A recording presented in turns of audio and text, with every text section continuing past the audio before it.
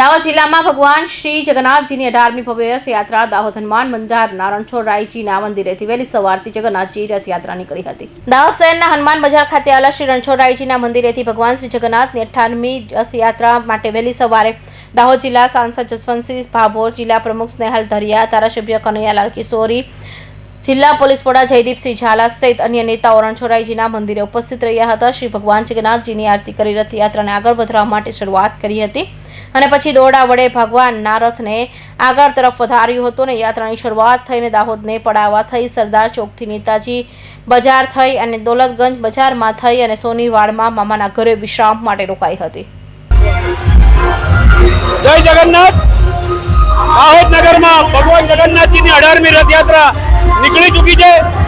નગરની તમામ ધાર્મિક જનતાને જણાવવાનું કે ભગવાન આપને દર્શન આપવા આપના આંગણે પધારી રહ્યા છે, ત્યારે ભગવાનને આપણે વધાવીએ અને વધાવ્યા પછી આપણે યાત્રામાં જોડાઈએ અને આ યાત્રાને સફળ કરીએ। અને એક બીજી વાત, જે પણ જગ્યાએ જે પણ સમાજના સ્વાગત છે, ખાણીપીણીના સ્ટોલ લાગેલા છે, એમને ખાસ વિનંતી કે જ્યાં ખાણીપીણીની વ્યવસ્થા કરી છે ભક્તો માટે, ત્યાં ડસ્ટબિનની બી વ્યવસ્થા કરે અને રોડ પર કચરો ના કરે। આપ સૌને ફરી એકવાર રથયાત્રાની શુભેચ્છાઓ। જય જગન્નાથ।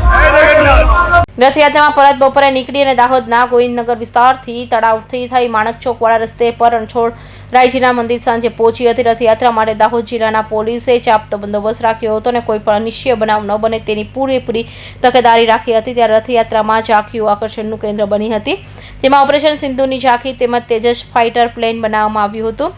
બે મોટા ગોરીલા પણ આકર્ષણનું કેન્દ્ર બન્યા હતા। રાકેશ ભાટિયા દ્વારા કરાટે તેમજ સેલ્ફ ડિફેન્સની ઝાંખી પ્રસ્તુત કરી હતી। સાથોસાથ મહિલાઓએ દાંડિયા રમી હર્ષની લાગણી વ્યક્ત કરી હતી અને પરંપરાગત આદિવાસી ડાન્સ પણ રજૂ કરવામાં આવ્યું હતું। આ રથયાત્રામાં ખૂબ મોટી સંખ્યામાં લોકો જોડાયા હતા। સુરેશ કાપડિયા, દાહોદ।